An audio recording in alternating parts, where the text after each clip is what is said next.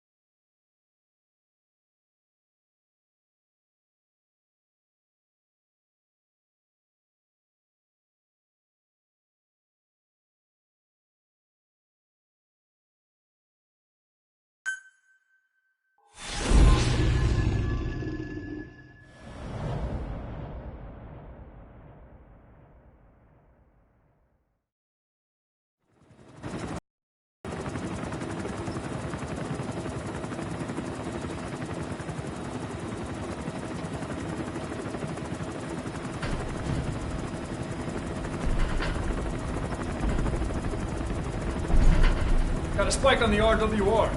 Strange PRF. What's wrong? Control lost. Can't maintain RPM. We're settling.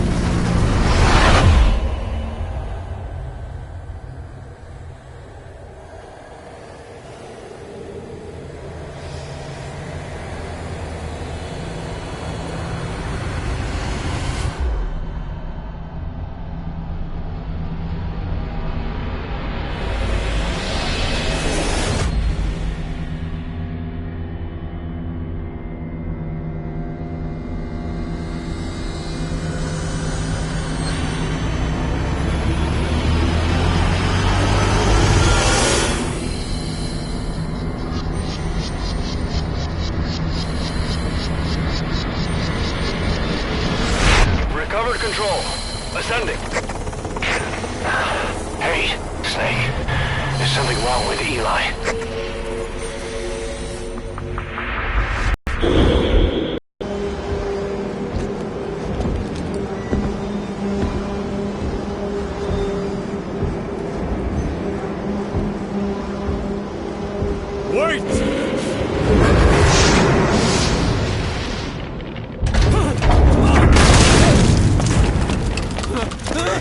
Who is doing this? Such a lust for revenge? Who?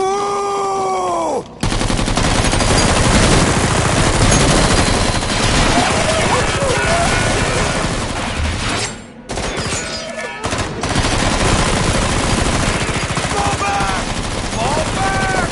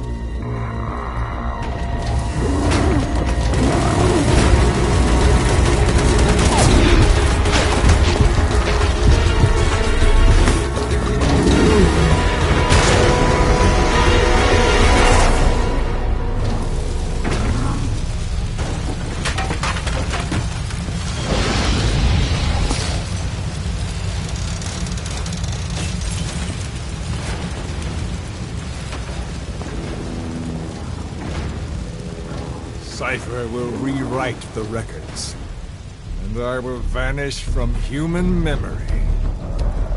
But the thirst for revenge that I have planted will infest the system. No one can stop it now. Sahelanthropus will unleash that thirst onto the future!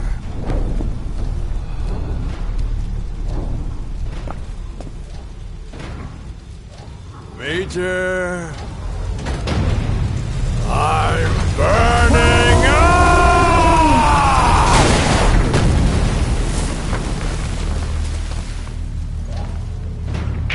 Boss, get out of there!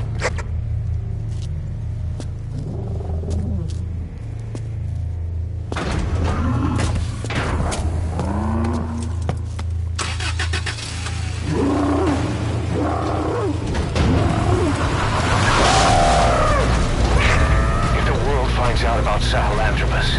Skullface will have won. His plans won't become reality.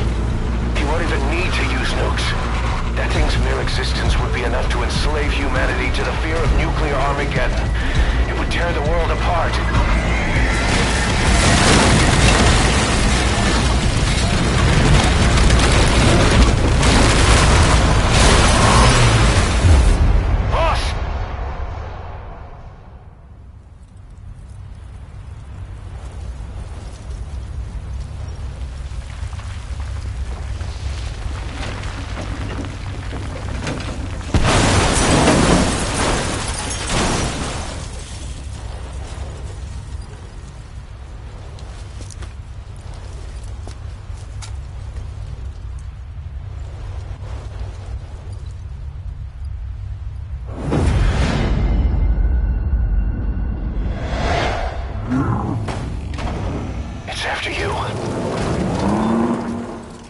Stop it, boss.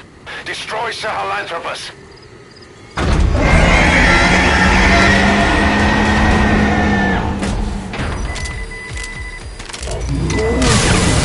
Boss, stop Sahelanthropus. Destroy that thing. I'll rally Diamond Dogs and provide backup.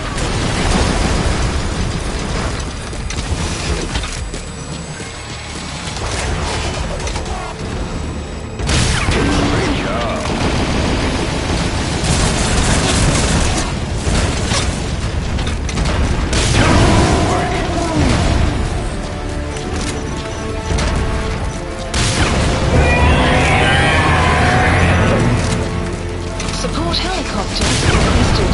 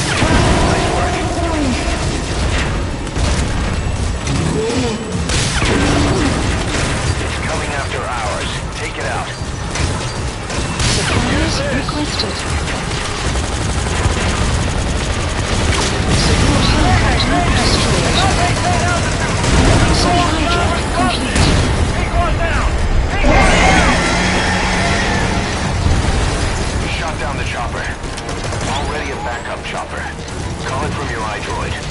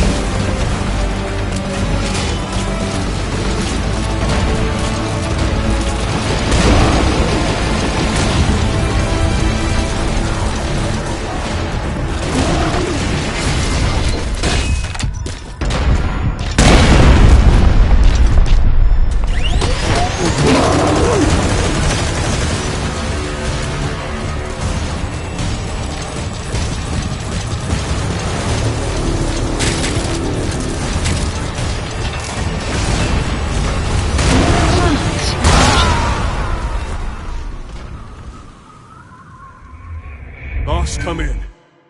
Boss?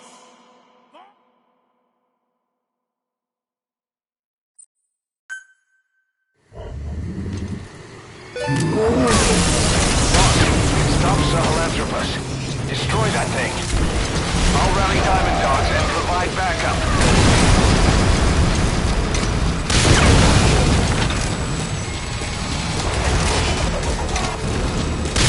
Great job.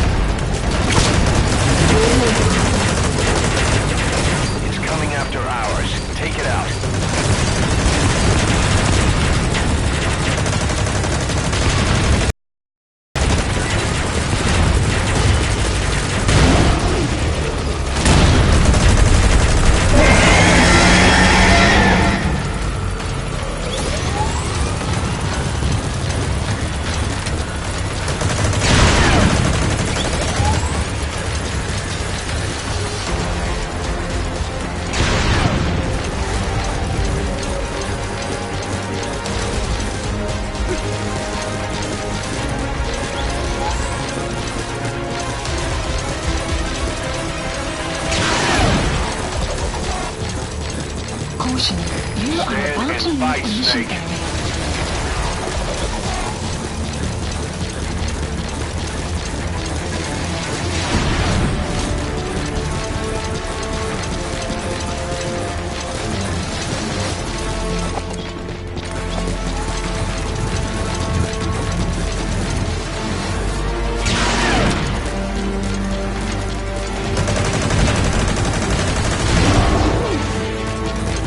You can do it, boss.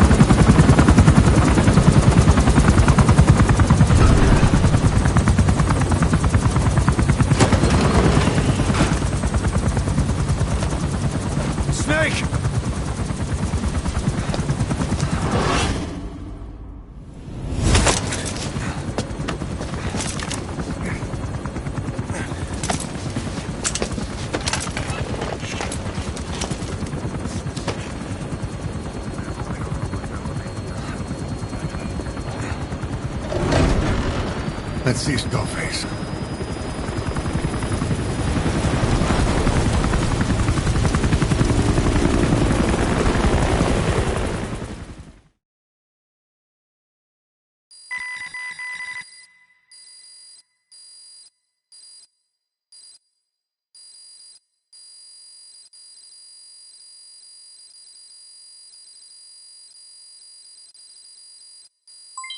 Development project has been added. All right, mission complete, boss. Maybe you'll actually break a sweat next time, huh?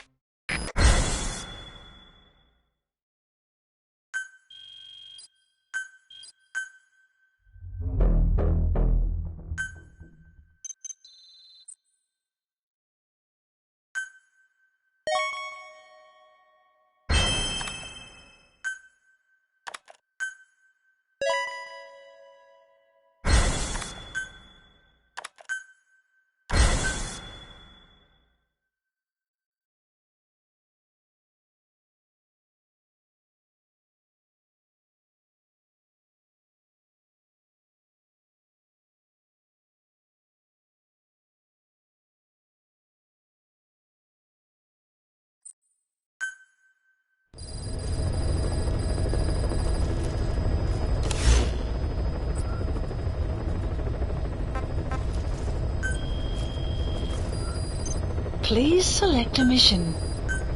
Unit dispatched.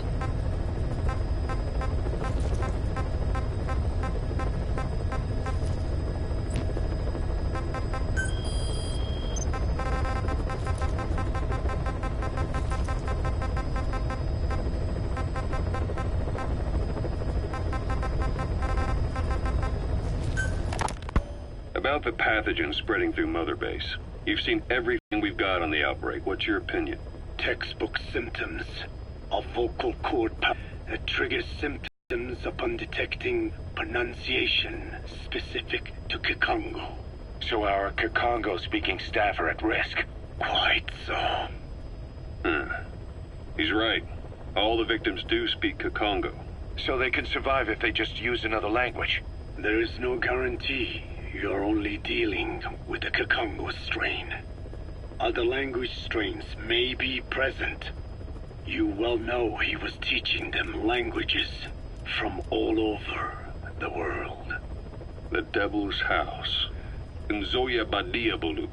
There is no way to know how many strains he has at his disposal. So how do we keep them from becoming symptomatic? You mentioned using microbes. Use this. A type of Wolbachia. Introduced to a sample of the parasite. Wolbachia? A parasitic bacteria that colonizes the parasites, turning male to female and preventing copulation.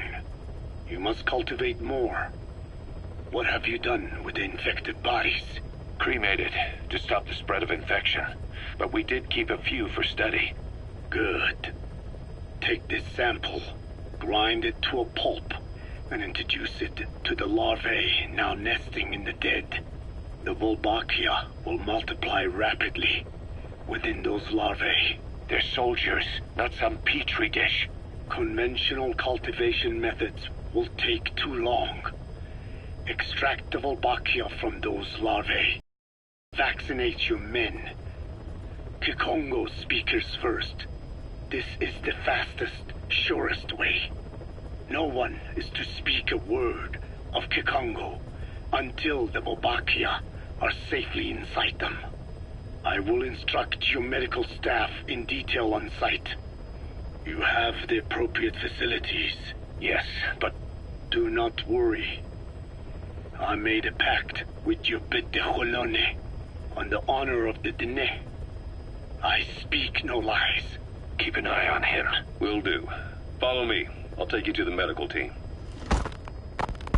Now, we must wait for the Wolbachia to multiply in the larvae. How is the disease transmitted? If it's carried by insects or rodents, then... There is no intermediate host. So... The vocal cord parasites lay their eggs in the larynx of the host. Most hatch and migrate to the lungs, but some are transported to the mouth through ciliary movement, mixing in with saliva. Saliva. Droplet transmission. Sneezing, coughing. Any food or water containing infected saliva. It would spread fast. Indeed. And when the larvae migrate to the lungs, symptoms can resemble the early stages of a cold, making it easy to infect others. Meaning a simple conversation would be enough to pass it on. Alright, so what happens after the larvae migrate to the lungs? It is as I said before. They mature by feeding on alveolar tissue. It is only then that noticeable symptoms appear in the host. And by that point, it's too late. He's infected everyone else. It's one hell of a weapon you've created. That is what Anna wanted. Something that would spread easily. In truth, he's not the reason. But we will discuss that another time. The Walbachia have multiplied. We're preparing to extract them and begin vaccinating. But is this really the only way? Sure, it'll prevent infection, but the cost? You would rather remove their vocal cords? No. Tactical communication's a linchpin of what we do. What if we were to ban the use of Kakongo? Insufficient. First, there's no guarantee that only the Kakongo strain is here. Second, there is the matter of how the parasites lay their eggs. Before they can copulate, they must be exposed to the pronunciation of a specific language for a period of time, like a container filling with water. But the duration between when the container is full and when the copulation actually begins varies from case to case. In other words, even if the infected stop speaking as a countermeasure, it may already be too late. The only true solution is to prevent copulation through the Wolbachia, or by physically removing the affected tissue. Do any antiparasitics work? It sounds as though you have already tried. Yeah. We tried every one there is, and nothing. I have yet to find a medicine that can remove the parasites. At best, it temporarily covers their ears. Why is that?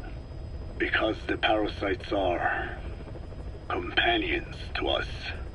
To remove them inevitably harms the host. Companions? More than you think. And this is why the human immune system cannot eliminate them. We've inoculated the staff with Walbachia to keep them from becoming symptomatic. That should also contain the infection. How did this happen in the first place? It has to have been a Cypher spy within our ranks. If this is so, then why the Kakongo strain? If their intent was to wipe you out. Skullface said the remaining English parasite was close to the boss. If this latest strain was his doing, he wouldn't have tipped his hand. It is possible someone brought eggs onto the base without knowing. Stuck to their shoes, clothing. Well, that makes the most sense to me. And where did the eggs come from? You mentioned that your boss visited Nzoya Badiopulu. Sure, but his gear's disinfected immediately upon return. Then he was not the carrier. And not just the boss. All staff dispatched to high-risk regions were quarantined on the flight back. When the symptoms first appeared, we checked and disinfected all equipment used up to that point. Any and all prisoners, soldiers, materials, and animals extracted during missions were also quarantined. So, that just leaves... I have seen children around here. Where are they from? All over. Some were being held hostage at a mine. Then there were the troublemakers at Bwala Yamasa. Bwala Yamasa? Yeah. Their clothes, their things. Did you burn them? They're just kids. We couldn't. And besides, not one of them's shown symptoms. The parasites don't infect prepubescent hosts. Their vocal cords are not fully developed. Well, if infection doesn't occur in children... It is possible they carried eggs on their clothes, and the infection spread from them. Check the kid's stuff. I doubt there is any trace left by now. But if there is, some of those kids must be close to hitting puberty. How could we have missed this? The name Bwala Yamasa got quite a reaction from you. I'm guessing the Kikongo strain was released in that village. Cypher used that region to experiment with vocal cord parasite transmission. The Kikongo strain. The settlements around the refinery upstream of Bwala Yamasa were the proving grounds. They would infect one villager, then record transmission speed. Dangerous work. If they failed to contain the infection, it would slip into the surrounding regions. At which point the world found out about the parasites, making them useless as a weapon. Incredible they'd risk such a thing. The test site was densely populated too. A terrible place for such experiments. No doubt, they thought burning everything would wipe away all traces. The settlements were covered in oil anyway. Who would wonder if one day they caught fire? And so it did. They burned it all, living and dead. Those remains. But they miscalculated. Transmission speed was far faster than anticipated. May have been the temperature, or hygiene standards, or perhaps the parasite Ongo. Whatever the reason, nearly all villages were swiftly infected, and the settlements reduced to mounds of corpses. Making matters worse, the dry season was ending. When it came time to burn the village, the Moneni River had swelled. Many of the bodies were waterlogged. Meaning they didn't burn completely. The corpses still contained viable eggs, and the larvae washed downstream. And when the people downstream drank that water... That marked the end for Bwala Yamasa. I learned all of this at the mansion. I warned him of the risk of eggs getting out. And? We are prepared for any eventuality. I get it. Putting the oil field back online. The oil leaks, saner. They plan to pollute the river, prevent the spread of infection. But the oil flow was stopped, and downstream the people of Masa village started using the water again. The PF soldiers deployed at the village were locals, spoke Kikongo. They were infected, and the kids survived. I've heard enough. And who stopped the flow of oil? Don't. We did. That confirms it. The source of the Kikongo strain infection was Masa village. And the children brought it here. It is no one's fault. There is no blame to be cast. The parasites, they were tested in other regions? Their physiology requires that they be tested under varied conditions. Another test site was in Afghanistan. So it was the parasites there. Both the Pashto and Tajik languages are spoken in the mountains of Afghanistan, and population density is low. Ideal testing grounds for how accurately the parasites target only the specified language. It is also relatively easy to prevent the spread of infection. And the results? The first test, I am told, was a success. Once the Pashtun Mujahideen were infected with the Pashto strain, they were all but wiped out. The Hamid fighters at Smasei Fort. It was doubly successful. No Tajik Mujahideen or Soviet soldiers became symptomatic. So the parasites proved to be effective. What about the second test? Also supposedly a success. A Pashtun village was the target. However, the original aim was to obtain samples of the infected. In this, they failed. And the village? The Soviets enacted a standard scorched earth operation. That must have been the village where Malak lived, before being held captive at La Marjate Palace.